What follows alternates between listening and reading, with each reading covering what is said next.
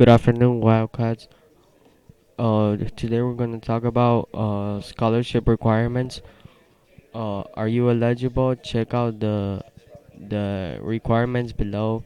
See if Hacker Nation scholarship is right for you. You are a high school senior. You're a legal U.S. resident. You are younger than 21 years old. You carry a minimum 3.0 GPA. You eligible to attend 2 or 4 year college university with a full-time course of study. You disclose other scholarship programs that you applied for. You'll enroll an attendance and as graded institution in the academy for years after selection.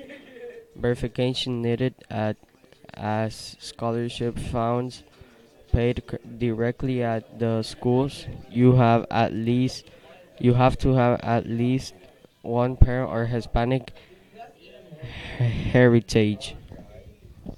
Um, how are scholarship winners selected? The